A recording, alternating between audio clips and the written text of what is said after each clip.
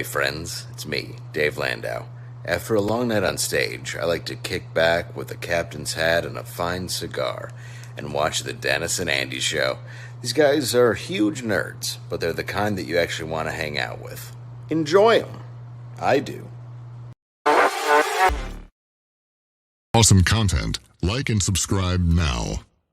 For Lock and Load. Heck yeah, lock and load with the Dennis and Andy show. We are here. We're a little bit early today, but you know what? Whenever you get us, it's a great day. We just had things going on, had to make some shuffling and stuff. So that's why we're here a little bit early. But that's just the way it goes, right, buddy? It is. It is. God, my video is, what the heck is going on with my wife? Look at that crap video. Let's get our guest in here so it's not so damn blurry. Yeah, internet took a crap. Look at the that. Internet took a dump as soon as we started. So once I minimize our screen a little more, it'll be better. Thank you, charter/cox/internet Spectrum service. Spectrum. Not even on Wi-Fi, and it's telling me my Wi-Fi signal's low. That's just ridiculous. But that's okay. Because we got a topic today, and guess who's here? We got a guest, and when he comes along, he brings this. Now it sounds like the thunder rolls. I'm bringing the thunder. The wraith. You guys look a little misty there. Oh my God! It's the stupid internet. Are you frozen? Now Am I frozen? A little bit smaller. It doesn't look as bad because he's got his laptop open, so we can see what it looks like on YouTube. We've got the little signal up above, and it shows it went from full bars to whoop, literally down to 1, and it's not even Wi-Fi. He's got direct access into the cable modem. Yeah, well, do I look clean and sharp to you guys? You do. No, you look fine. All right. So, okay. You know, that's all that matters. You look like I'm looking through a windshield, on a rainy night, and you guys are standing out in front of the car. It's that nice Vaseline they put over it to soften you to make you look better. It'll make you look younger. Yeah, exactly. Right. It's like the old Star Trek episodes where they get the soft light. Yeah, exactly. I'm gonna have to bounce you. Are you gonna start talking? Yeah, go ahead, bounce me. If you dorks start talking about Star Trek, I'm out. And we would never do that. I'm always ready to talk about Star Trek. That's right. And we will do. I have not forgot.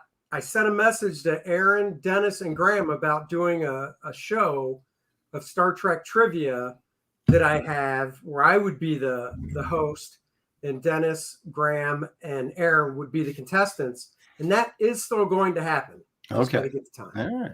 Okay. I'm marking it on my calendar as soon. There will be no prizes given. My calendar just says TBD. Exactly. Touch big. Why does your calendar say that? You just Disgusting. can't help it, can you? God, you're so disgusting. Anyhow, Leg Kick is here. He says your stream is fine, Aaron. Well, thank you, Hopefully Leg Kick. ours will get there. I mean, it's just stupid. Okay, who cares? I'm not going to. As long as they can hear us, that is more important. That's right. Especially when we start sharing some screens and, as we talk about comic books, because this show, we are going to talk about comic books for investments. And, Andy came up with some ideas for, some different categories. And, what about the newer investor versus the person who wants to drop a lot of money? So those are all good things. And as we come up with different lists, Andy's got his keyboard there. He'll be able to pop up pictures, and we should be able to see it, unless Aaron has them all handy right there. I have a few handy for sure. Yeah, I've got some. So that's the basic gist. I was thinking, when I go to conventions, when we all go to conventions, we see the back walls behind dealers, and they have the nice CG seed stuff. And it was, I don't know if I told you this story, Aaron. I know I told Dennis. It was earlier in the year. I was at a con, and there's a giant size X-Men. It was about $5,000. Okay. It was probably a 455, something like that. I can't remember exactly, but I did take a picture of it and I sent it to Helen. And all she texted back was, ha, ha, ha. And I actually did text her back. I said, you can laugh, but on a serious note, $5,000 now for this book, 10 years from now will probably be doubled, if not more. Mm-hmm. And she's like, I'd rather have a new kitchen. Well, I can see that, because your investment in your home is probably a safer bet than investment in a comic book. But true, but we're not going anywhere anytime soon. Our kitchen is already upgraded nicely. So there you go. I was just trying to tell her, like, you're just not catching my point. And I did. I told Dennis, I said, I'm like an elephant. I won't forget. 10 years from now, I will look at that same graded comic, and whatever the price is, I'll take a picture, send it to her, and she'll go, what's this for? And I'll go, oh, that's just to show you the amount of money we could have made if I bought it 10 years ago. Well, see, my problem is when I try to use that logic on Shelley, it's like, I never sell the books. So it's like, yeah, now it's worth $20,000, but I'm still not going to sell it. So I don't either. Yeah, and my wife argues with me. That's why it was so hard for me to complete my X-Men run, particularly when I was getting down to the low numbers. And I finally said, look, if I buy this X-Men #1, this is what it's worth now. It'll be worth way, way more, but you're never going to sell it. But it'll be worth it. But you're never going to sell it. But that's what she's not getting is, the point is, now with your X-Men #1, I know you won't sell it. It doesn't matter how old you get. I know you won't. You'll kick the bucket, whatever. It's going to the grave with me. But some people, like myself, can say, for instance, some of the CGC stuff I have that is worth money that'll just keep going up in value. I can easily say that if I make it to like the 80s, you know, my 80s and stuff, yeah, I very well might be like, time to sell them. Yeah. Well, I sold my entire Spider-Man collection, so I am capable of doing it. But I finished the complete run, and all I needed was Spider-Man #1 and Amazing 15, and I knew I'd never get either one of them. So I figured, well, okay, what's the point? I'm done. I've achieved the goal. I've got all this stuff in reprint. I can read it, you know, because I don't pull the books out and read them anyway, right? Especially the high grade ones. And so I sold it and paid off my truck and put some money in the kitchen remodel. And so I proved to myself that I actually could do it if the situation arose where I needed to do it. It was painful, but now I move on to other things. And, you know, it's like once you complete a collection of something, you know, it's like it sits in a box, right? And you can't. I mean, you can go revisit it and look through it every once in a while, but it is hard to sell that stuff. But I did do it. So, but like you said, you did it for a specific reason. You weren't going to get Amazing Fantasy 15 or Spider-Man #1. At least not with that defeatist attitude you have. You weren't. Yeah. But here's the thing. I could have. I was at WonderCon, like. Shelley and I were, this had to have been 93 or 94. And they had a fine copy of Spider-Man, Motor City Comics had a fine copy of Spider-Man #1. And they wanted $2,500 for it. That's probably, I'd have to look it up, but that's got to be 20, 30 grand right now. And I could have, you know, but I couldn't bring myself to do it because I didn't have the cash. I would have had to charge it. And I was like, I just felt so irresponsible at the time, but kind of wish I'd done it now. Yeah. Well, it's funny. So I was just reading in this book about John Romita Sr. that when he was a kid, he bought 2 copies of Action Comics #1, one to read. And he actually did. This is what's said in the book. Put one away, bag and board. But the question is, does he still have it? Or when did he get rid of it? Because as a kid, when Action Comics #1 came out, to go, I'm going to buy 2, one to read. Well, he got the one to trace over because he was an artist and read, because he was born in 1930, so he was 8 years old. And then he put one away. Could you imagine if he stole? I just read that this week, and my thought was, holy shit. He's 92 now. Does he still have that? Oh, and being regardless of the condition, the fact that it's John Romita's copy would make it worth way more than normal for whatever condition it's in. Yeah. And for an 8-year-old to have that much hindsight is pretty amazing, especially back then. And there's a lot of investors out there when we meet. So there's your investor who just wants to go out and buy copies, good quality. Then we've got a whole slew of what we call the 9/8 now. They only want 9/8 copies, or they want 9/8 raws, and they submit them. And if they don't come back 9/8, they immediately sell them and go back on the hunt for 9/8. So that's become an entire category of a type of investor right now. That's what's happened with new books, because you can't, a 9.2 is not good enough for a new book, because all of them are, since post 1980, but especially post 1990, every book since the advent of the comic shop are in near mint condition, and almost everybody takes really good care of their books. So any of those books are not scarce. They're not hard to find.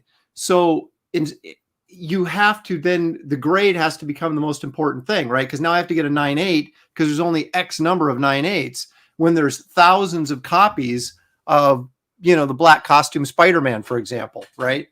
There are literally thousands of graded copies of that book. Everybody who's got one's got a near mint copy. So how do you make it collectible? Well, then you have to get the highest grade possible. I have an 8.5. That's lame, man. See, that's but this is the one I bought when it came out. Okay.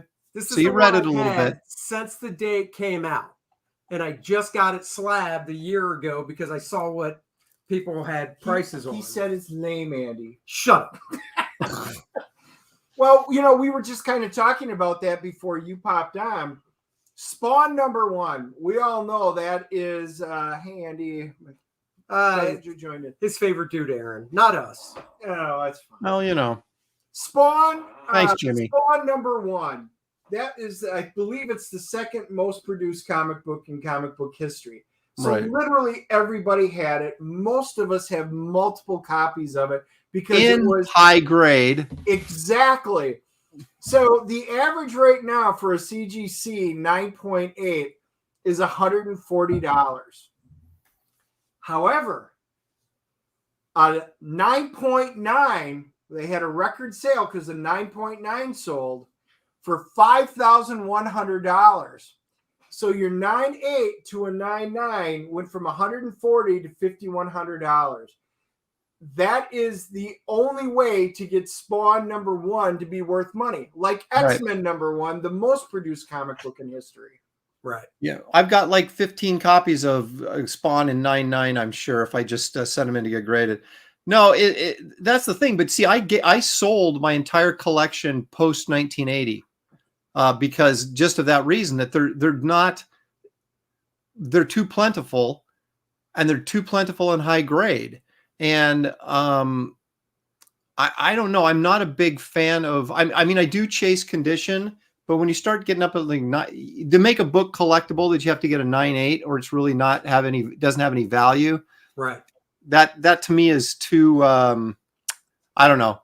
I look at anything post 1980 as being very overrated, just because there's so much of it available. See, but I know, would almost say though, I would go post 1990, because I think there's some books, at least early 80s, that still rank.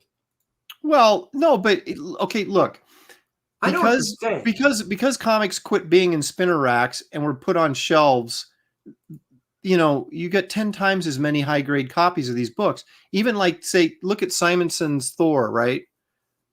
That's gaining a little bit of, it's gained some steam. I mean, it's overinflated right now because everything's overinflated because of the market, which I guess is a topic of discussion. But that, how easy it is to find that book in near mint condition? It's a piece of cake. And that's a 83? 83, yep. Yeah. So,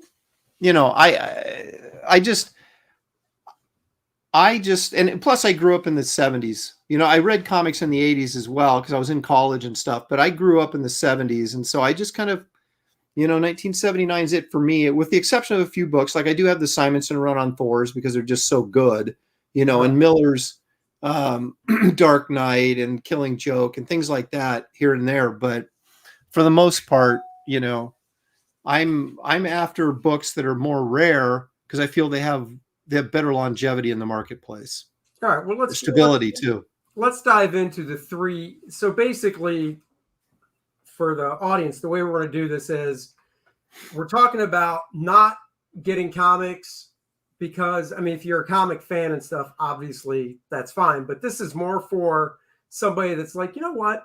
Maybe I'll try investing in something different. And I hear all this talk about comic books and stuff. So the first category would be for somebody just trying to dip their toe and looking for books without basically breaking $150 budget per book. So somebody that's like, I've got like $500-600 to spend, but I only want to spend it on, I want to take that and get, 4 to 5, maybe even 6 books, so what is the recommendation in regards to time period? I guess Aaron would say anything before 1980, Well, right now is a difficult time to buy because, as I just mentioned earlier, everything is inflated since COVID started, and people had. What I discovered was, this is theoretical. I haven't done a poll or anything, but just kind of logical assumptions and what I know about the market and stuff.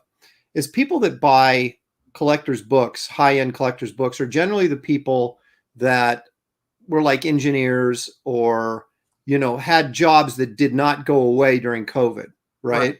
So you got these people with still making the money they were making, but can't go on vacation anyplace, can't go to cons, can't do it. So you got this extra money. And I think that is part of the reason why you saw prices being driven up during that period of time. Right. Well, he brings up a good point. He wonders how the back issue market will crash after the movies inevitably go the way of the Western. And my thought on that is, once again, before the movies, there are books out there that are always going to go up in value. And I see Aaron's point with pre-1980, but the books that he's like a book that I always refer to is the first appearance of Rocket Raccoon. 2 years before Guardians of the Galaxy was announced, nobody knew what it was. That issue of the Incredible Hulk that first showed Rocket Raccoon was $1 book. It was in dollar boxes. Yep. Right. And then series. And then boom, the movie comes out. That issue of the Hulk now, if it's graded 9.0 or higher, is in a couple hundreds. Well, here's the deal though.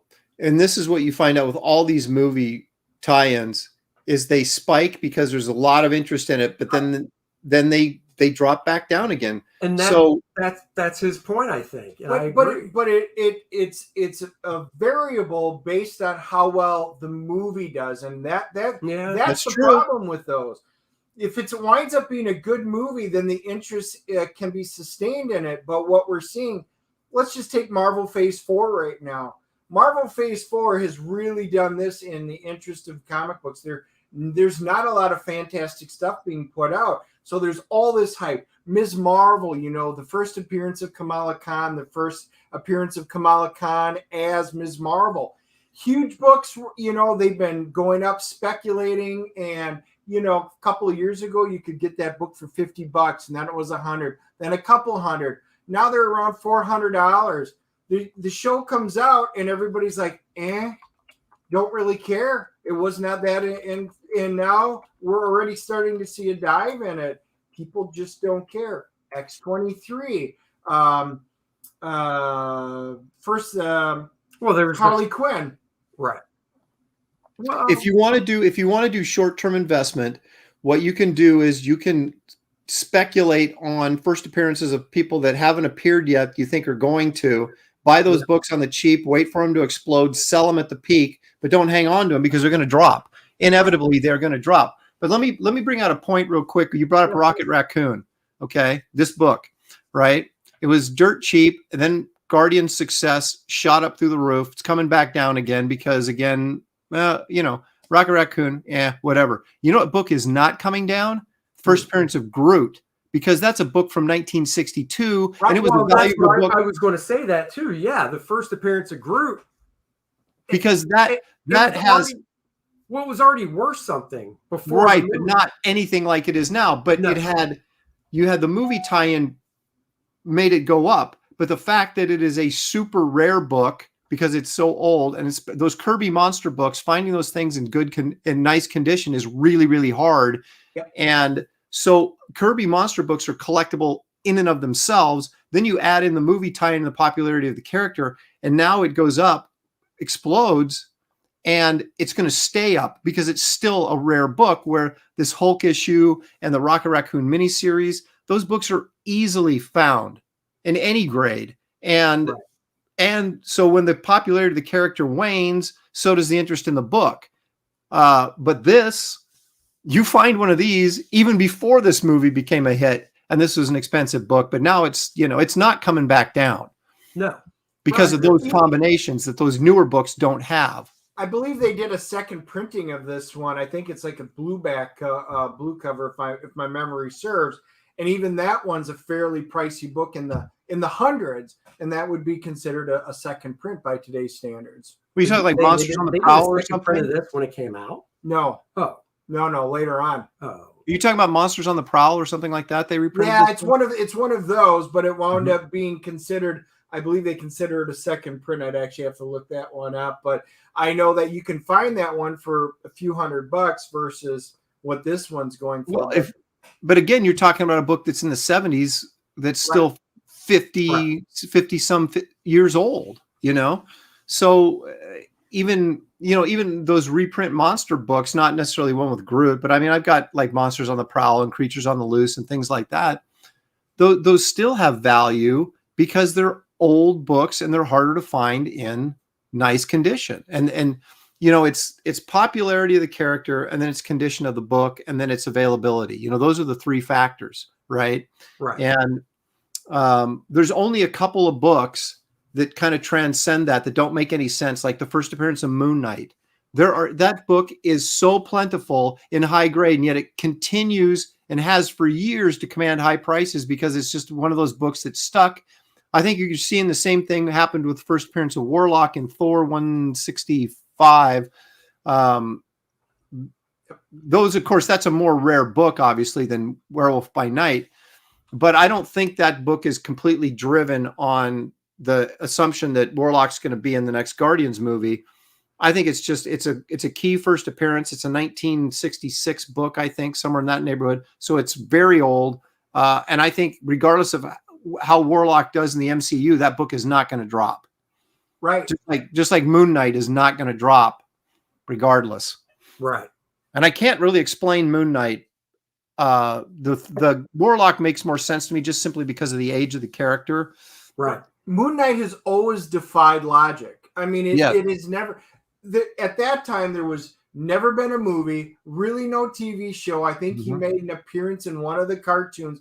There was nothing to drive it. He had no super long run in comic books. There was no reason for it other than being a Batman knockoff, basically, to drive it. And yet it continued to go. And every single convention, do you have Werewolf by Night 32? Nope. Yep. Do you have one? Everybody wanted it, and the price went up. Literally every 6 months, it took a jump.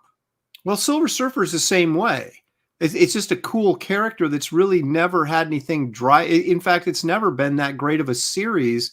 Ron Mars had it for a while and did some nice stuff, in the 90s, and it got some longevity. But Silver Surfer is a secondary character, but he's cool looking. Right. And that first Silver Surfer series in 1968 is worth a ton. I mean, and I think Moon Knight's a little bit the same way. He's just kind of a cool looking character, and that's sort of driven him.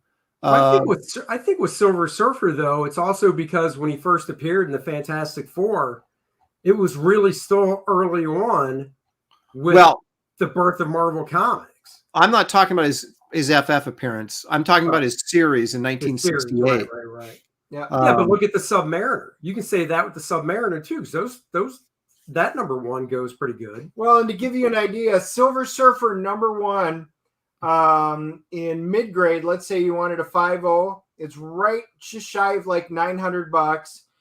In an 8.0, it's about $3,200. Yeah. 9.0, it's about $8,000. Now you're at a 9.6 and you're at about $23,000. Well, I picked mine up. I got a 7.0. I picked it up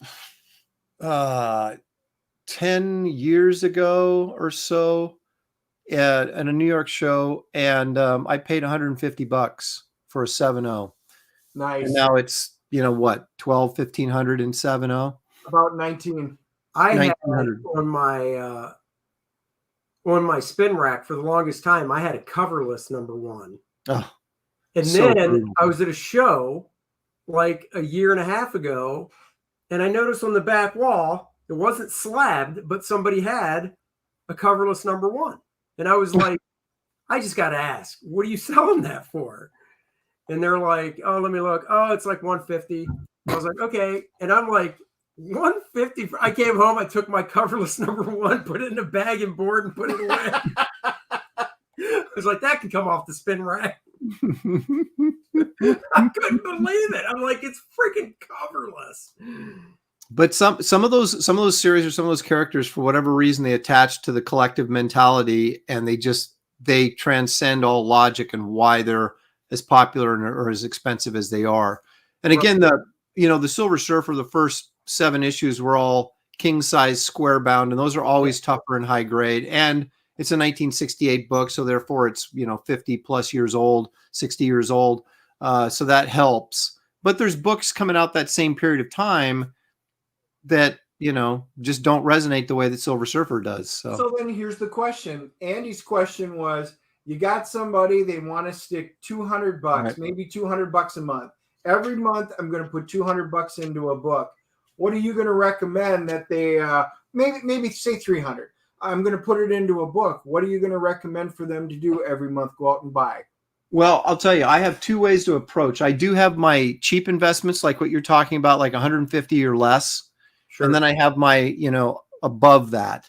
And what I do for when I got to have a comic book fix, right? I just don't buy a comic. I always buy something I think is going to have some value long term. Right. But it's like, what can I get into for $100 or $150 that is a good book to get? What I've been doing is like this, for example, this is a issue of Iron Fist, right? Yep. Great Gil Kane cover. Early appearance of the Wrecking Crew, right? Which has got a little bit of steam because I guess they're reportedly going to appear in the She-Hulk series. I don't know. But, this is I spent $30 or $40 on this book, and I think it has potential to be, maybe 10 years from now, $150, $200 book, right? Not a huge investment, but you're making money, and that's the goal, right? Well, so the other things, and that's a 70s book. It's quantity too, because going by, like you said, if you were to do that every month for a year, and then 10 years from now, just multiplies. Okay, look at this. This is a 20 centers. This would be 1972 probably. It has our square cover here, or our letterbox, whatever you call that cover. Yeah. Those are 1972. So, and it's a Silver Surfer appearance in Fantastic Four. No, it's not a key one. But it's still, again, you're looking at a book that's 50 years old. This was a 3-part story. I got to get the other 2 parts, but this is the first part to it. And I look for things like, okay, cool cover, Silver Surfer appearance, 50 years old. And I got this for $90. Okay, near mint copy and $90. So, and I think this has growth potential, right? Another example, and again, I'm in the 70s because this is where I think the value is. You look for books that are under the radar right now. Like if everybody's focused on, say, Guardians of the Galaxy, well, I'm going to go buy, Thor's because no one's paying attention to Thor right now. So you're in the Bronze Age. Or Captain America or something. Yeah. So I'm always looking for these deals. I'm looking for these deals in bronze and silver books, not modern or Copper Age books. But look, this is just Defenders, another nice Gil Kane cover, fighting the Squadron Supreme. Yep. There's nothing super special about this book, but I get into it for $30. It's a near mint copy, and it has a nice, maybe Dr. Spectrum or these guys appear someplace, and suddenly this book is hot, Yep. But it's a nice looking book. The thing with the Squadron I've noticed is everything from that time period where the Squadron pops in seems to be going up. Because people are speculating on stuff. Now, if you want to get older, there's great value right now in Tales of Suspense. Oh, which yeah. I love these books. Now these are old. I mean, this is like this particular issue. I think this is 67. Yeah. February 67. I got a 9.4 of this. I think I paid I paid less than 200 for it. Oh, nice. And so I pick these up all the time when I can get them for $200 or less. And you can get them in 9.2 or better for $200 or less, or around $200. I was going to say that's a 9.4. That's a nice looking copy. Yeah. And they're you're not going to lose value on them. These may be slow gainers, but I guarantee you 10 years, 15 years from now, I've made at least $100 on this book, maybe more. And it's one that I really like. And it's one I can get into relatively cheap. So, right, and they're not keys. So, I mean, the biggest thing that you won't be able to hop into any of those titles if they've got key first appearances or deaths and stuff like that. I mean, that's for your big collector because they're worth a lot of money. But these are all great stories. I'm actually collecting the Defenders right now, and I'm missing probably about 12, 14 issues yet. And they're just such a good read that whenever I can find them, just like you, yep, I'm going to get that one. I need it. I want the story, and it's just worth it. Yeah. And I think that if you're looking, the only way you can invest right now is try and get ahead of the curve on something. Right. And so you look, like I said, you look at characters that, like, another book I'm trying to get right now is Fantastic Four 126, which has the Buscema recreation of Fantastic Four #1 on it. Yes. Yep. Great. Is that a hard one to get? No, but that's on my. That's funny. I have that on my list to get. But that's $100 book, give or take. But you just have to. It takes a little bit longer if you're looking for a 9.2 or a 9.4, which I am, right? Because those are what you would call investment grade books. You're going to get your highest return on those. As when you buy lower grade books like that, you're not going to see return on your investment like you will on the higher grade ones. But they take longer to find because they're not as plentiful. But they're out there and they're affordable. And, that's a book that 10 or 15 years from now, people look back and go, oh, yeah, that was that really cool recreation of right there. Yeah, no, that's literally, I'll just do that. That's on my list to get because of the cover. Well, that's just it, because of the cover. I just love that recreation. And that's why people would buy this book, is because of that cover. And that makes it potentially something that is collectible and you could see a return on your investment on in the next several years. But you got to get them before they get hot. And then now, who knows, 5 years from now, this could be a $300 book. And you're like, geez, I don't want to pay $300 for it, but I would have paid $100 for it, if I got it now, which is why I'm trying to get it now. And that's perfect for this category that we're talking about, is the lower end spender compared to, going to the mid-range now, where somebody's looking to dump, $500-$600 to $1,000 for one book. It really opens up the window more, because then you can go into books that are just going to keep going up in value.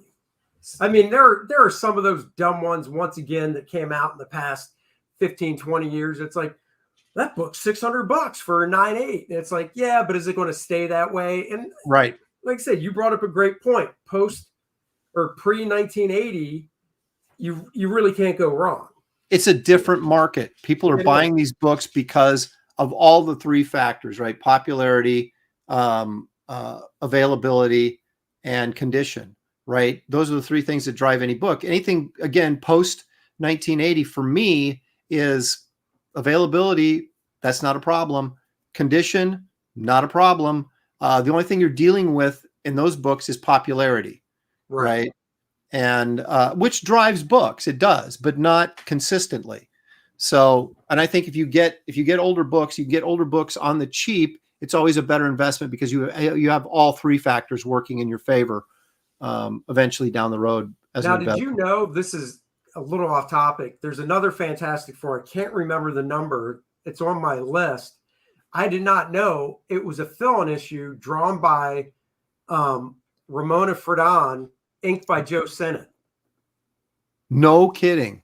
Yeah, hold on. I'll tell you the issue number. Unaware of that. Chat. I never knew that. And I saw an Epic collection that's coming out with the Fantastic Four in August or September. And this is one of the books that's in it, is the 126. And it goes, those things collect like 30 issues or whatever. Mm-hmm. So I was just doing a search on, about every issue. And I was like, oh my God, Ramona drew an issue of the freaking FF inked by Sinnott. I've got to get that. And it is number. I didn't even know that. Another book that I think is flying under the radar is Fantastic Four 100. I think Kirby's last issue was 101 or 102, but it's an anniversary issue, has all these villains in it, has a great cover, and that's a book. And you can get that book, for 200 or less in a 9.2. If you can find one, because again, you're talking about a 1970 book, 71 book, 1970, yep. I think. Yeah. So it's a little bit harder. Well, one of the ones that, I was going to mention, it's a little bit later than that. That's kind of in that range for that lower end collector. Swamp Thing 37. It came out in 1985. That's the first appearance of John Constantine as Hellblazer. Mm-hmm. And that's always solid. I mean, just a few years ago, that was a $70 book, and then it was a $90 book. Then it was about $125, and now your raw high grades are anywhere from $250 to $350. So it's been constantly gaining, and it's not super old, but it's not super new, and there's some in good shape, but not a ton of them. So it kind of fits right in there. Mm-hmm. That's a good one. Randy, you have to watch the replay later. Just want to tell Aaron that Wraith of God is 2 thumbs up, and hail Kor-Drath. Thank you. Nice. Thank you. That's excellent. He said he was going to read it last night, and he did. So there you go. Thank you, Randy. Really appreciate that, buddy. He did. He said that on the stream last night. He was going to read it. And the other one that I would say falls in that category is Conan the Barbarian, number 23. What's 23? That one's First Red Sonja. First Red Sonja. Oh, yep. Okay. Yep. And everybody loves Red Sonja. I am honestly surprised that book has not taken off more. And Conan itself has been coming back. He's really been making a comeback. So maybe we're going to see that one finally jump up. But it's $200-300 now for a real good copy. It's issue it's issue 133 of Fantastic Four by Ramona. Yeah, someone called that in the chat. I missed who it was, but okay. 133. That is really bizarre. I had no idea. Yeah, so that's one I want to get just because of her being inked by Sinnott. Yeah, well, just her work. I mean, and her work too. She ever worked on FF. That's so unique and bizarre that. Yeah. Wow, to check that out. So I think there's a lot to be had out there on the cheap, but you've got to know what you're looking for, and you've got to do some speculation too. Yeah. Roll the dice on stuff.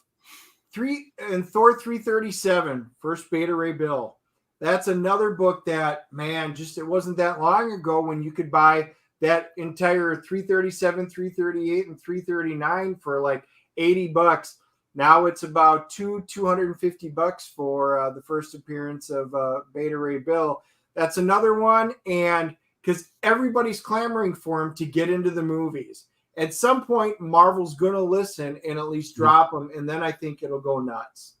Yeah, well, and you see this all the time, where eventually people, like I started buying 70s books, Andy, during our cross-gen years, because the Silver Age was super hot at that point, and everything was going up. And I said, it's not going to be long before people, the average collector is priced out of Silver Age books. And what are they going to do? They're going to move to the Bronze Age because they're affordable. And that's exactly what happened. And now you see the Bronze Age prices are going through the roof.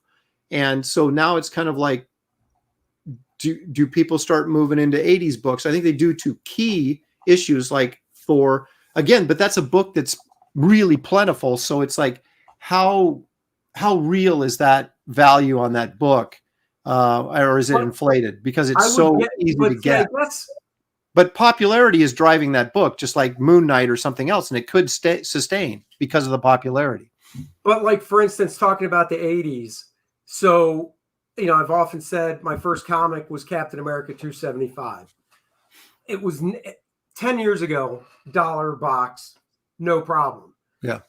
Probably even 6 years ago. But now, because of Zemo, that book, you know, and it's not super expensive, but like a 9.0 or something is like 45, 50 bucks. Now, that did come out in the 80s and it was plentiful, but how many were out there in really good condition? Because I still had the first copy I bought off the rack, but I never expected anything. So it was on my spin rack and all that crap and kind of beat up. Well, that's true. When you're talking about books that at the time were not key books, you know, people maybe, and it's the middle of a run of a book that was marginally popular, like Captain America. Yeah. You're going to see lower print runs. You're going to see less.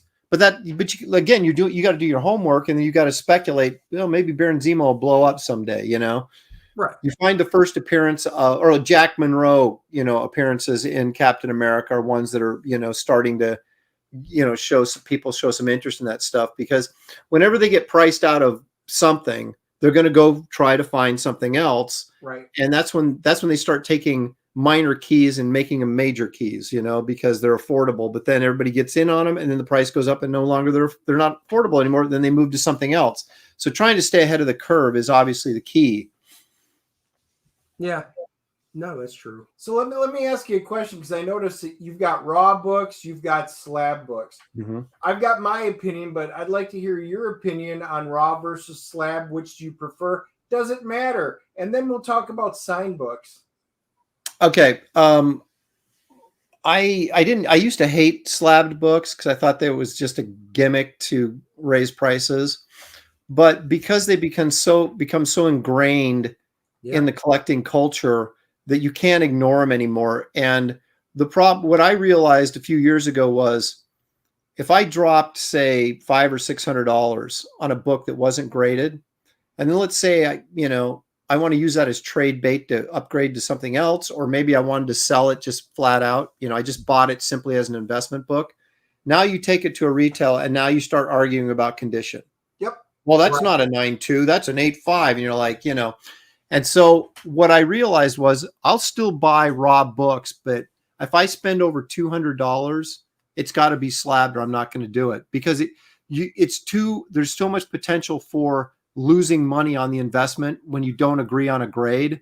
Correct. So mid-grade books, it doesn't matter, because everybody's like, yeah, that's a fine or whatever. But you get up into the 9.2s, 9.4s, 9.0s, that's argument city waiting to happen. And so I just bought a Thor 157 just because I love the cover. It was the Ragnarok cover, has this big claw holding Thor as he's, you know, bending back on the cover, Kirby book. And I bought a near mint copy he wanted $250 for it. I talked him down to $200, and it wasn't slabbed, but I went over it, and I feel real confident about the grade, but I'm willing to take that chance on a $200 or less book. Right. If I'm dropping more than $200, it's got to be graded, or I'm not going to do it, because it's just too risky. Yep. And I agree with that. I was going to say, I've got a couple of friends of mine that each kind of ran into it. They bought some raw books, and they got a good deal. And then I looked at them. One of them was color touched. And then I looked at one book, and I like, that looks wrong. And he's like, what are you talking about? I'm like, that book's trimmed. He goes, no. I'm like, yeah, I guarantee it. So he walked around, took the book that he had bought, walked around, found the exact same book that was untrimmed, compared the two, and was like, oh, wow, it really was a trimmed book. You just paid full price for a trim book. where they would have caught that kind of stuff, both color touch, Right. if you've got rice paper for tears on the inside, whatever, they will catch that at either CGC, CBCS, or even PGX. Yeah, and that's the other thing too is we never used to worry about that when we were younger, like someone screwing with the book or whatever. You never even thought about that stuff. But my son, for example, Josh, he bought when he was a kid, got the first appearance of High Evolutionary. We were at a con in Florida, I think, and he went around and he got this.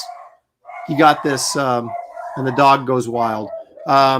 He got this this raw copy of first appearance of High Evolutionary in Thor 120 29. I can't remember exactly the number, but which is a super hot book now.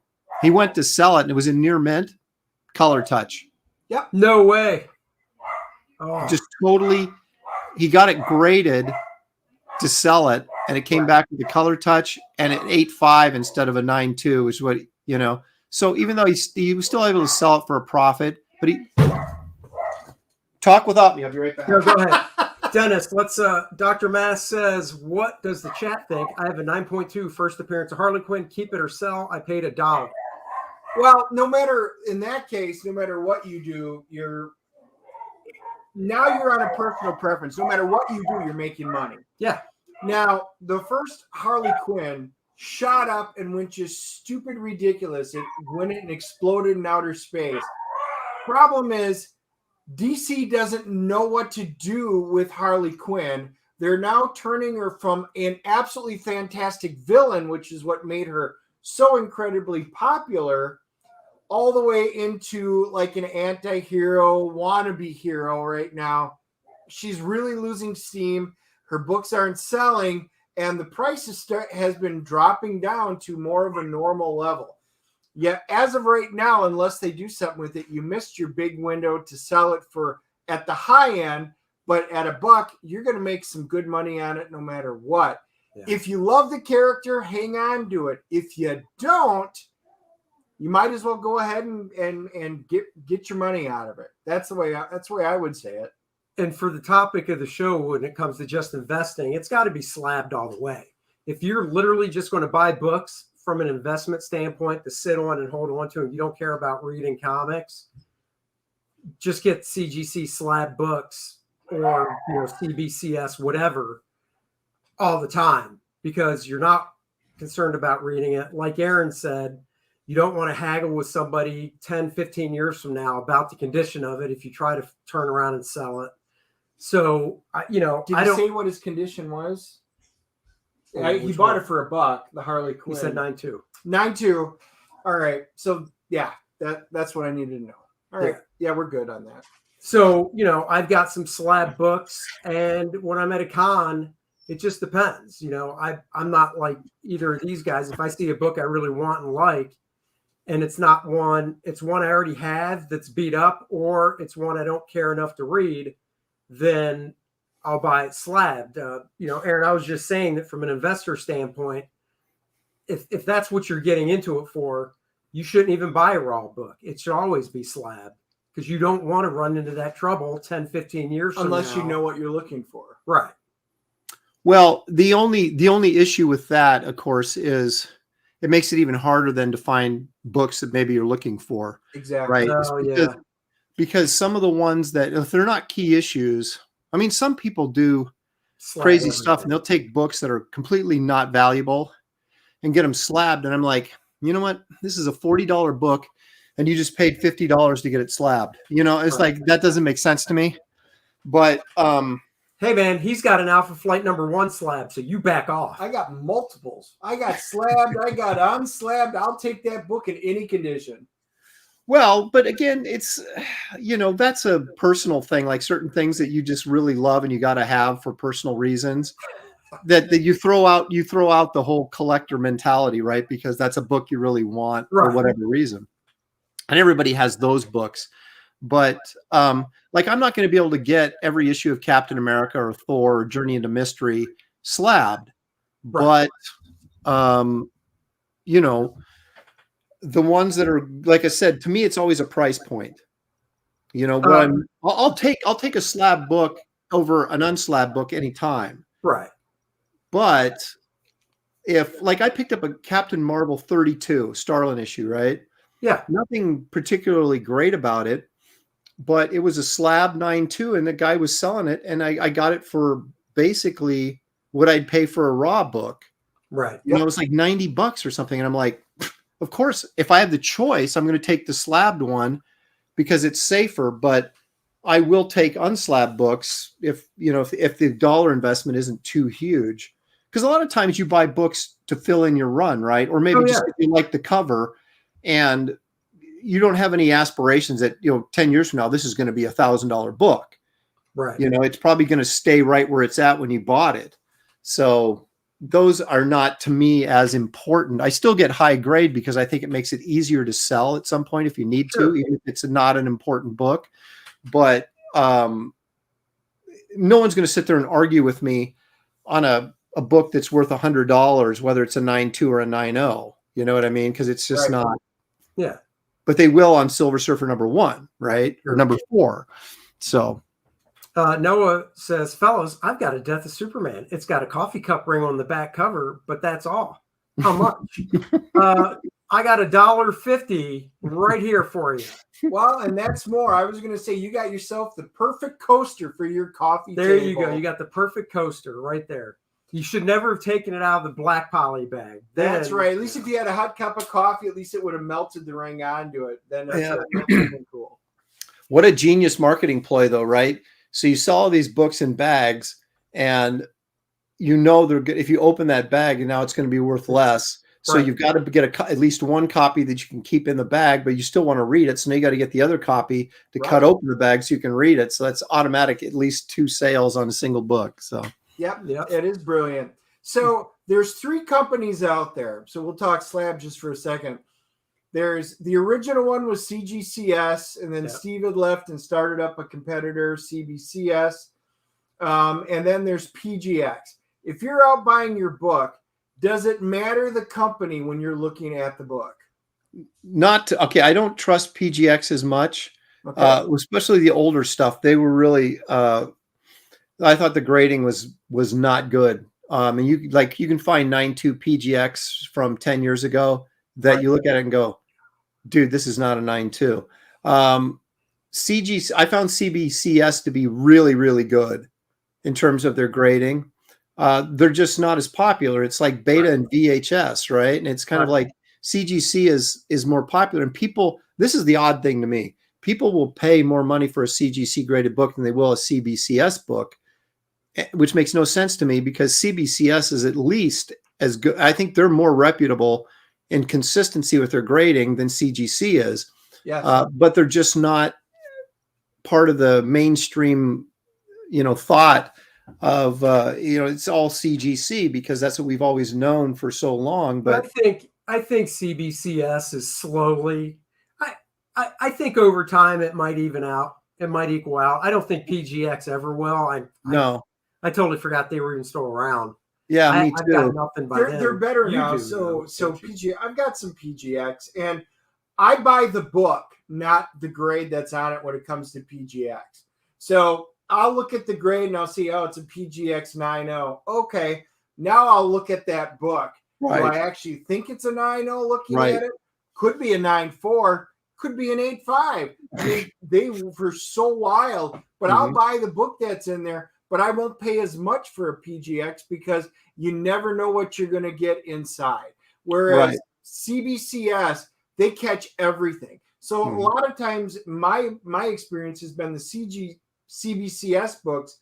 If you sent it into both places, the grade might come back a little bit lower on CBCS because they tend to find everything. Whereas CGC is like, we're going to let that go at a 9.6 where it might be a 9.4 at CBCS.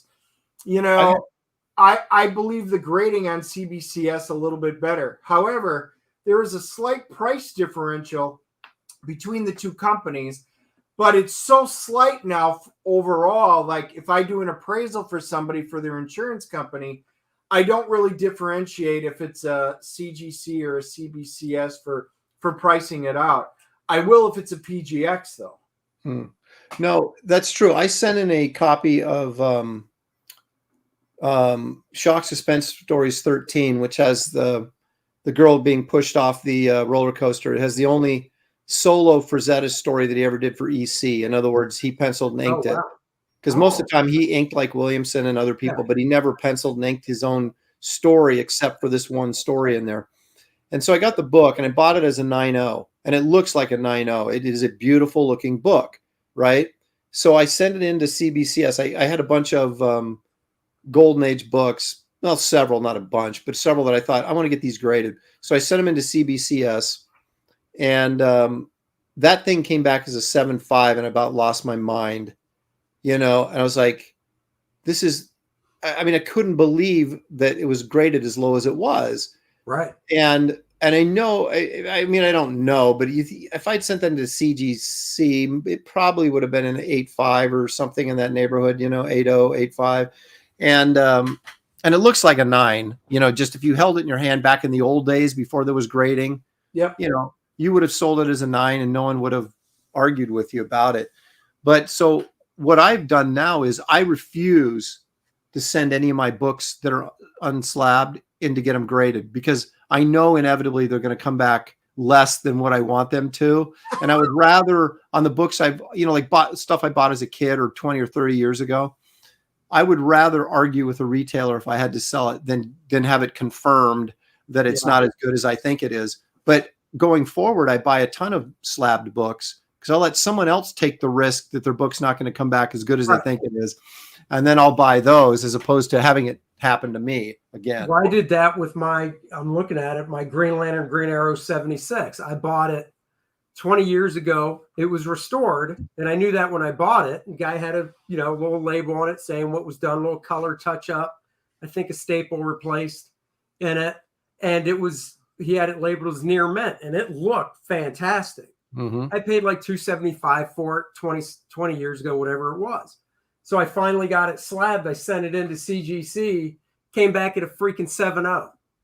Yeah. Restored, and they caught everything. Oh. But I was still like, that pisses me off because I bought it as a near, and like you, I was like, this thing looks fantastic. And it came back 7. I was so annoyed. Yeah. Yeah. It sucks when that happens. I had a couple of deals. These are ones I traded art for.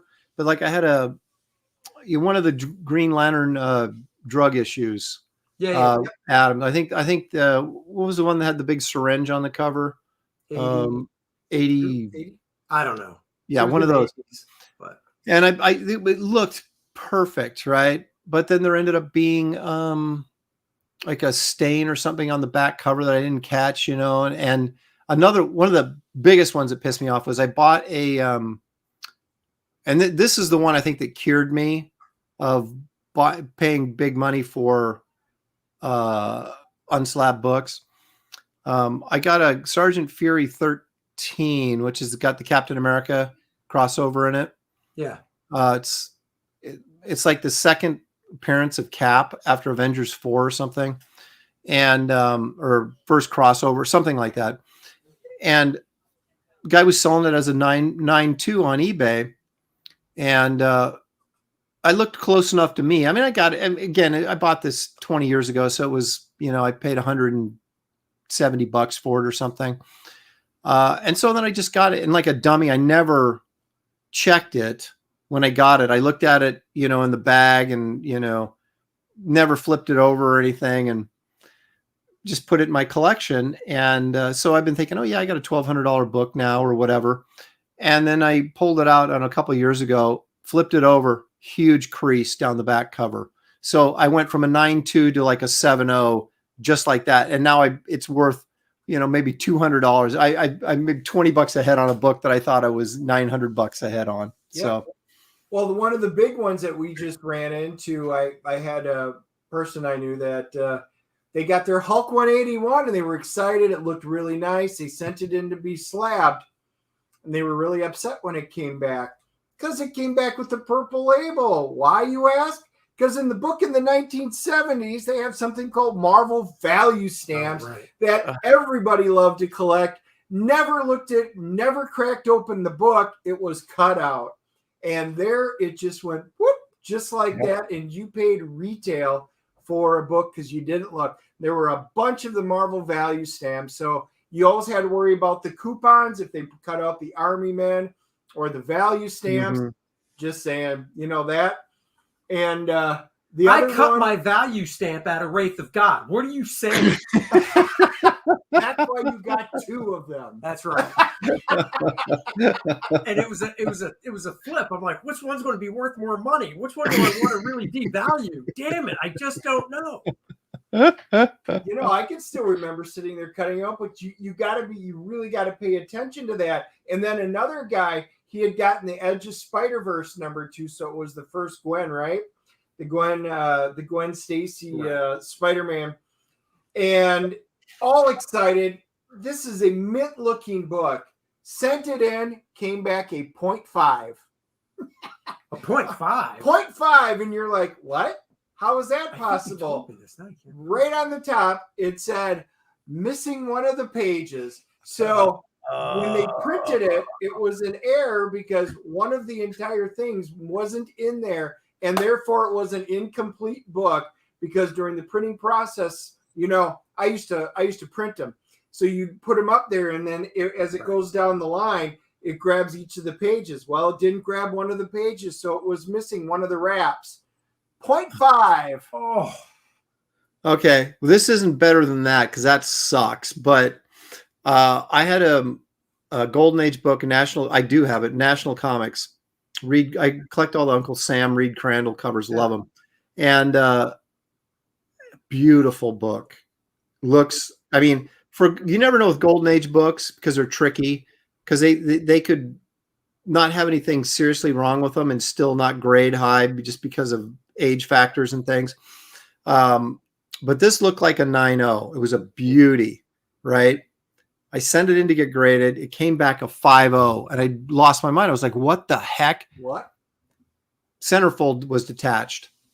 It was detached. And I had no idea that, because when I bought the book, I don't think I ever, because it was so nice. It was like, I'm not going to flip this open and take a chance on tearing a page or something. Yeah. So I, trusted the guy I got it from, which was a mistake. And maybe he hadn't even checked, but yeah, it had a detached centerfold.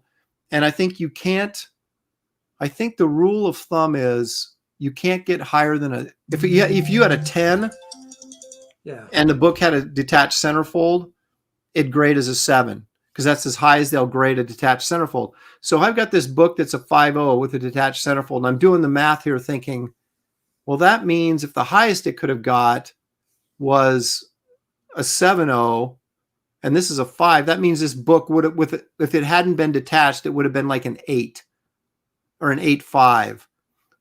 And that for a Golden Age book, that is amazing. And so I was just furious, because it is a really nice looking book. But do you ever think though, like, you don't want to think this, but at some point you got to think, was it detached when I sent it in, or did they F up going through it? And the guy, that's true. I mean, you always hope for their integrity, right? But because I didn't know, because I didn't go through it. But there is subjectivity. So no matter what, even with the companies, there is. The one story that I've got, and they were guys that I used to know back when I lived up in the Midwest. This was in the earlier days of CGC and stuff. We were kind of testing it out. So one of the guys sent in X-Men 266, which is the first Gambit, and it came back a 9.6. So there were all of these rumors going out about inconsistencies. So he hands it to Guy B from the shop, cracks it open, sends it in, and it comes back a 9.4. All right, you can see that. Losing 0.2, something happened. It got mailed off, whatever. But they crack it open, sent it in raw. Hands it to player C from the shop, who then sends it in on theirs. This is where it got weird. So it went from a 9.6 to a 9.4, which you could see happening. You got 6 people touching it, plus the post office. Came back third time a 9.8.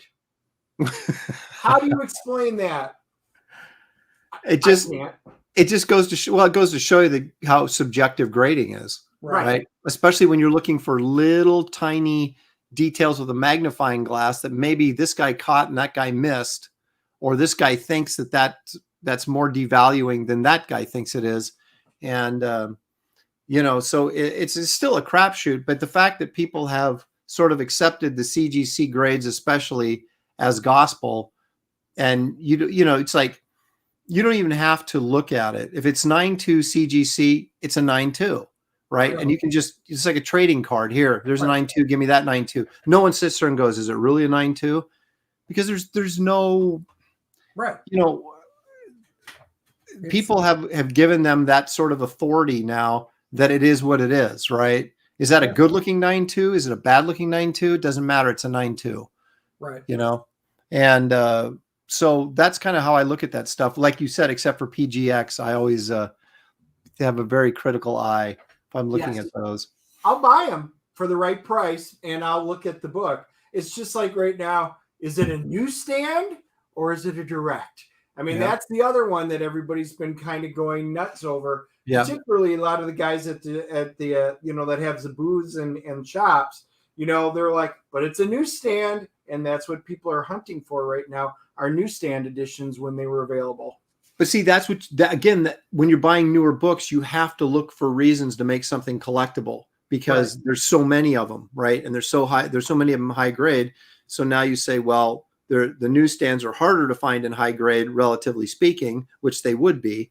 So that becomes another factor then when you're buying new books as opposed to the older books.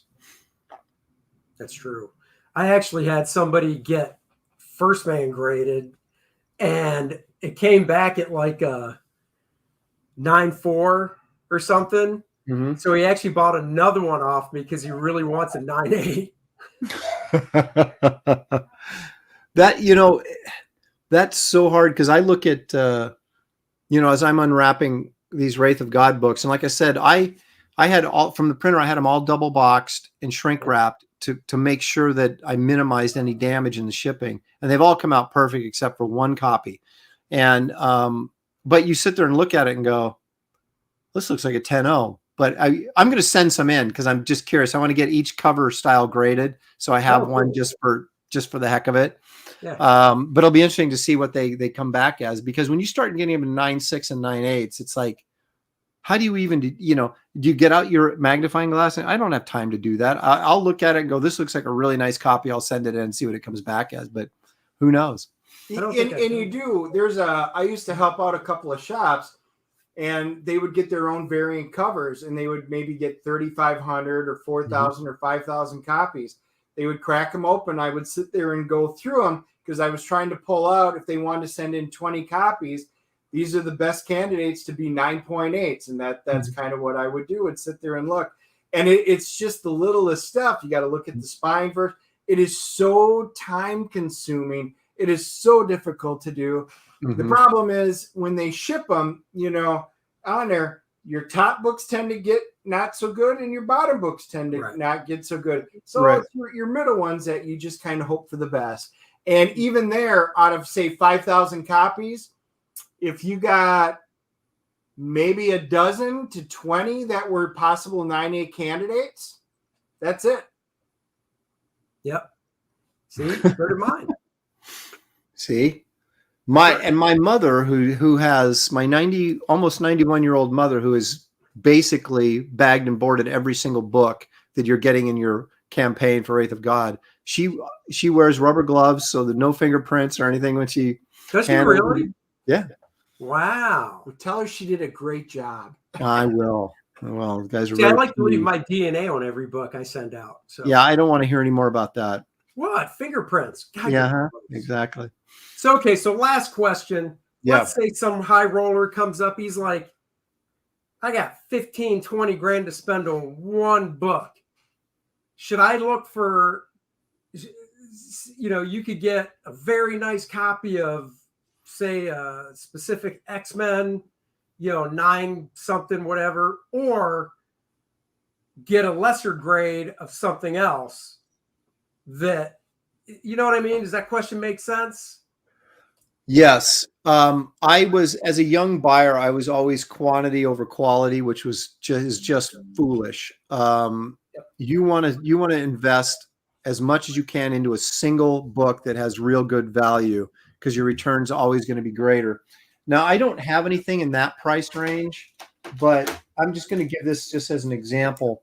I talked to Vincent Zerolo, I think is how you pronounce his last name, from Metropolis. Mm-hmm. We had this long conversation once, and he always had the same answer. I said, well, what do you think right now is a good investment? Golden age. No matter when you ask him that question, he'll tell you golden age.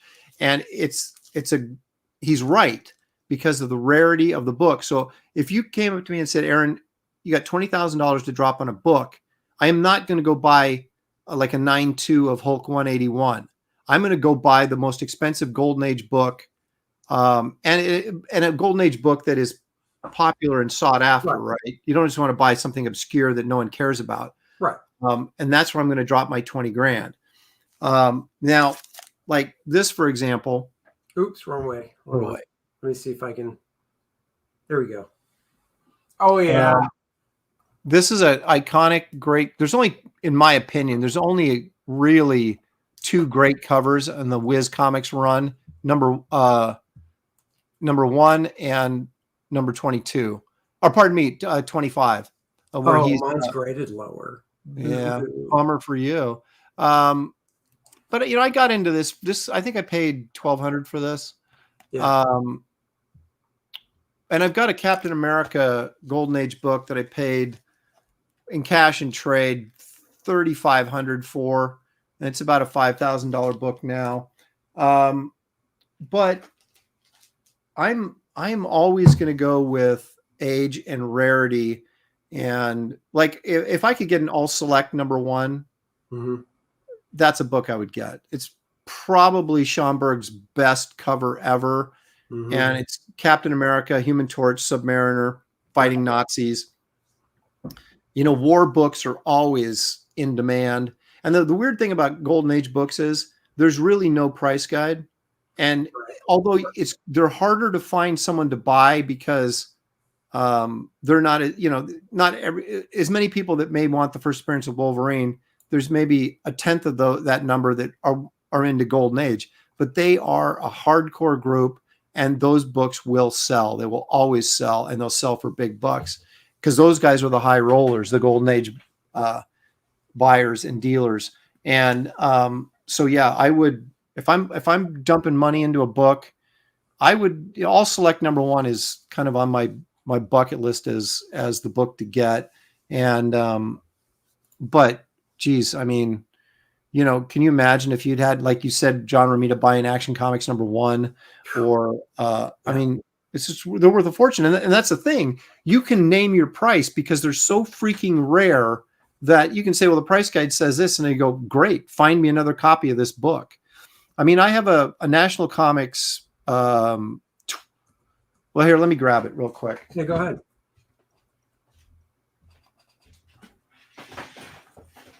This is a CGC store that actually worked out in my favor. Or CBS or CBC, whatever the heck they are. Okay, I'm going to strategically place my thumb over a racist image on this cover, so you won't. Oh no! Right there, so we can't see it. Okay, this is. Yeah, I remember that. This came back as a 7.5, which is really nice Golden Age grade. And in fact, it is as far as I know, it's the second highest graded book of this. And there's a 9.4. The Edgar Church collection, the Mile High collection, there's a 9.4 of this graded, and this is the next highest graded book at 7.5. And so if I want to, maybe I paid $275 for this about 20 years ago. So this book could be worth anywhere from $1,500 to $5,000, right? It just depends on how bad somebody wants a copy of this, right? Because there's just. Here's a great story. I was at San Diego, and a guy, one of the dealers there, had this book, but it was like in a 4.0. And this was right after I had bought this. So I had paid $275 for mine, and I knew it was high grade. I figured it was VF or somewhere in that neighborhood, and it's a VF minus. But you know, when you get a book back from a graded company and it says VF minus, it looks like a VF plus, right? Or a 9.0, right? Just to the naked eye. So this is a really nice looking book. So the guy had a copy of this, and he was asking, and it was a VG copy. He was asking like $600 for it, right? And I just got this for $275 on eBay. And so I kind of was standing over the guy's shoulder watching him do the negotiation with this guy. And the guy's like, I don't know if I want to spend $600. And the dealer just simply said to him, he goes, when are you ever going to see this book again? Bingo. Right. That's And it. he was right. And the guy looked at him and said, yeah, you're right. And gave him the $600. Yep. Right. And so to me, if you got Golden Age books that people want, the sky's the limit on those books because they're so freaking rare. No, and that's actually a really good point, because at Heroes Con, just a month and a half ago, whatever, I was walking around, and he gets some of the best dealers at that show. And I mean, I never really thought about it like that before, but you're right. On the back walls, people, out of all the dealers, they all had Golden Age stuff, but they all didn't have the same Golden Age stuff. There might be a few overlaps, but in comparison, almost every one of the big dealers at the show had one or two or three giant size X-Men #1s in various, conditions. And the thing is, and they were all about the same. They weren't, one or two of them might have had a nice, really high grade, but most of them had around a, 5 to 7.5, So yeah, that makes really good sense. Yeah. well, if you look at, and Henry Bemis says, I can't afford Golden Age Marvel at DC, but I do have a few standard comics, Black Terror, Fighting Yank. Black Terror is a good investment because that's a cool character. People dig that. The other point is, if you're buying like Marvel or Timely, Golden Age, War comics, you can never go wrong with that. Like Captain America, Human Torch, Submariner, or any of the, like All Winners, All Select, that have those in there. And another good investment buy is always, and I'm talking higher end, right? We're talking higher end. Yeah. Is EC horror books. Especially Haunt of Fear, Tales from the Crypt, and Vault of Horror. Those are books that are always in demand, like Kirby monster books. You can sell in any condition because people always want them. And so those are the, if I was going to buy a book, I don't like DC Golden Age because I think they're as boring as, well, we had this conversation last night or the other night on the Brofessionals. We were making fun of, not the other night on the Brofessionals, we have in the past, where we're making fun of DC covers and, things like that, as opposed to Marvel covers. And they don't do anything for me. Right. But the Marvel stuff, even in the war comics, were some cases where there was so much propaganda. They were so outrageous, sometimes racist. And they're things that are such an interesting slice of American history that I don't think you can ever go wrong investing in that stuff, because people are always going to want World War II stuff. They're always going to want a cover where a superhero is beating up Hitler, or something like that. So those are the things that I would, if I had the big money, I wouldn't be spending it on, like I said, modern books or even 70s books. I would go, there's some Silver Age books, obviously, like if you could get a good deal on a Avengers number, like I have an Avengers #4, right? And they paid almost $2,000 for. I was going to say, there's the Silver Age books they have what I call evergreens. They're always going to be worth money. They're always going to continue to go up because X-Men #1, X-Men 94, giant size X-Men #1. You got your Avengers #1, Avengers 4, 5, your Fantastic Four 1, your Fantastic Four, 48 and 49, depending if you want the first full Galactus. those are always going to be worth money. So if you got 20 grand and you're going to put it down on a copy, but I would say if you've got 20 grand or 30 grand, you buy the best possible copy that you can get with that money. Yep. So if you want an X-Men #1, you spend that 30 grand on the best X-Men #1 you can get your hands on for 30 grand, and then you keep that. Because it will go I up. agree. Yeah. Yep. Same with with like the DC Silver Age, Green Lanterns, Flash, the showcases, Yep.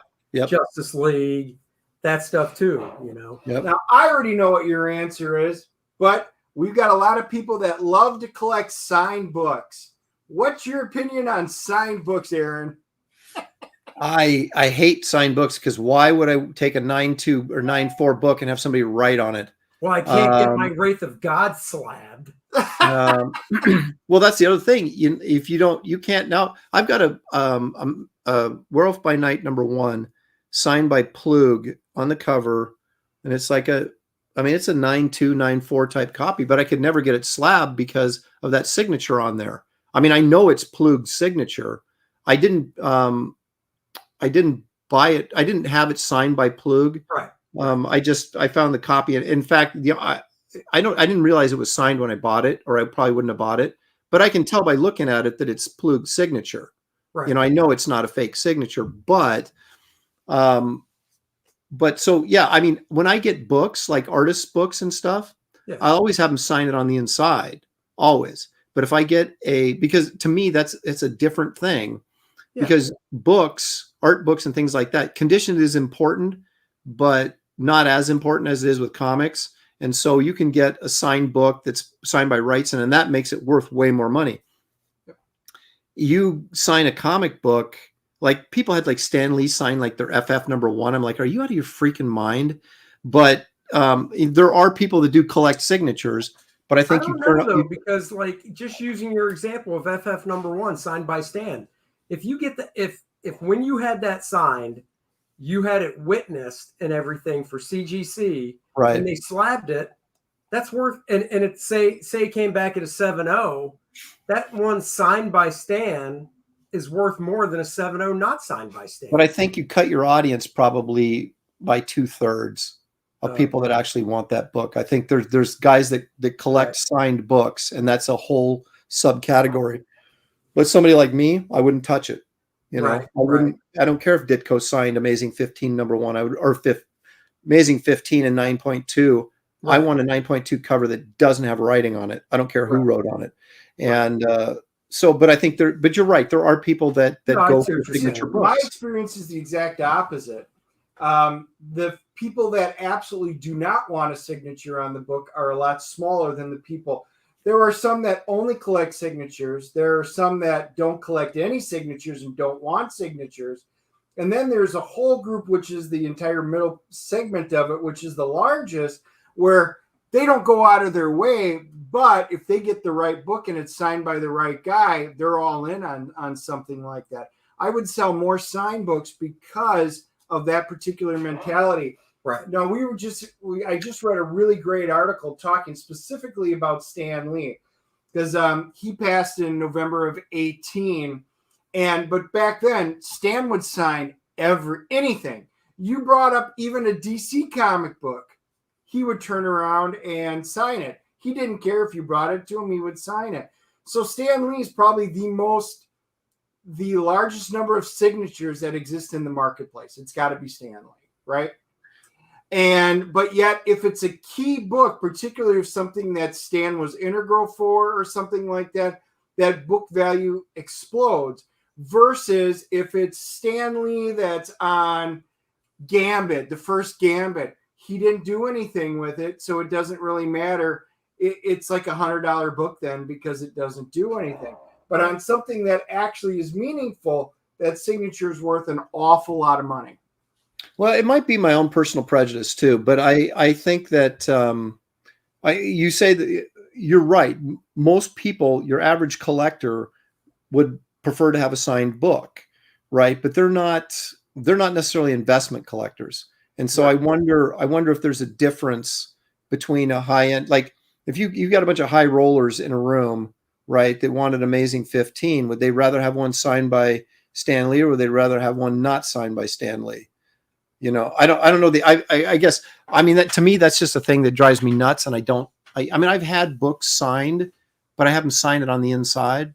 And those are usually copies that I don't use as a collector copy, but just as like a personal thing. Right. Like I had Steve Englehart sign. My favorite issue of Cap was 164, which is the first appearance of Nightshade, where she and Alan Lee Weiss drew it. And it's just a really great book. And I was at a con with Englehart, and I had him sign it, but I had him sign it on the inside. Right. And he actually wrote this, like, I go, dude, what are you doing writing a book? He wrote this little message in there, you know, underneath the indicia, but it wasn't a super high grade book. I mean, it was decent, you know, right. But I went out and bought a high grade copy of it that was unsigned. So now I have the signed copy by Englehart, and then I have the unsigned. And I just think it's easier.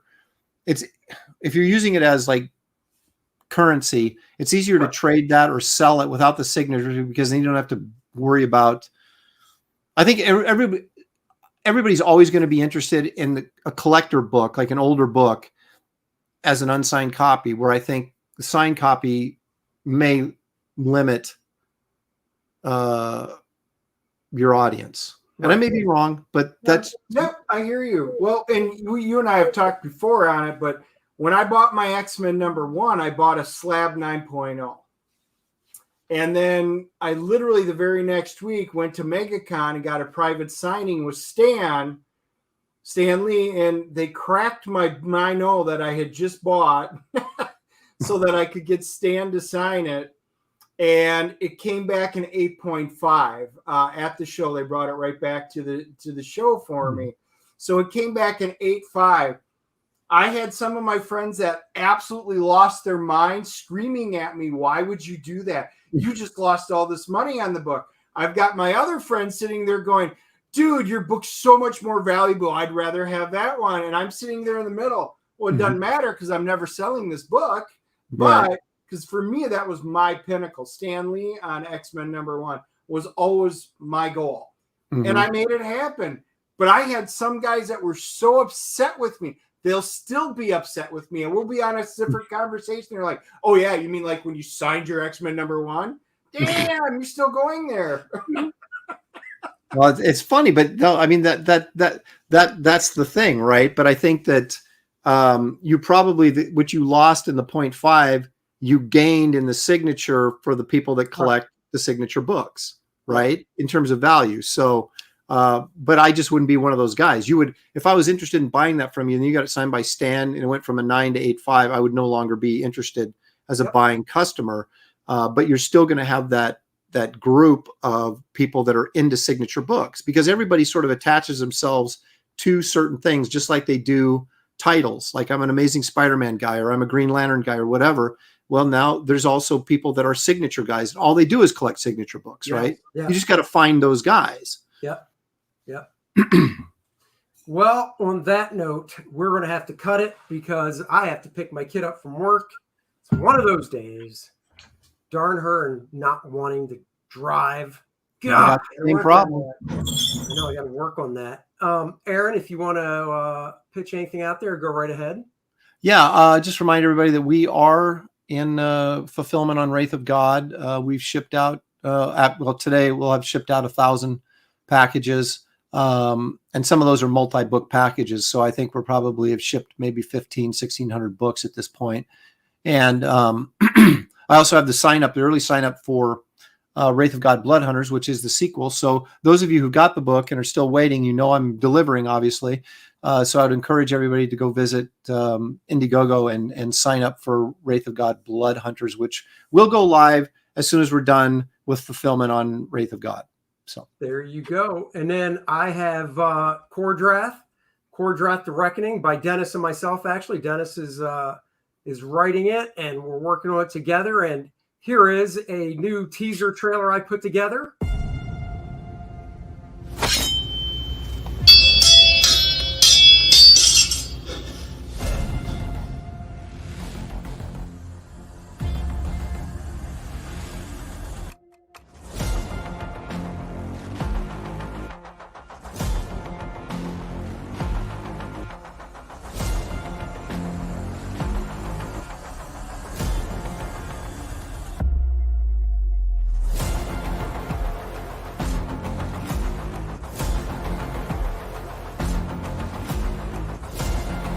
Certified badass.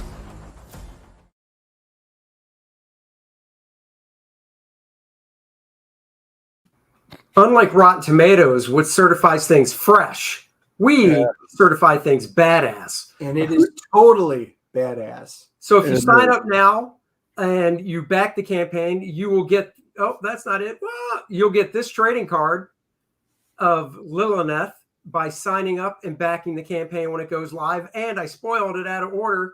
Here is the cover to the first one, colored by Dan Lawless. So there's that all worked up. Beautiful job he did. Really, really, Dennis and I were really, really happy with it. So that's that, guys. Link in the description below. So go check that out.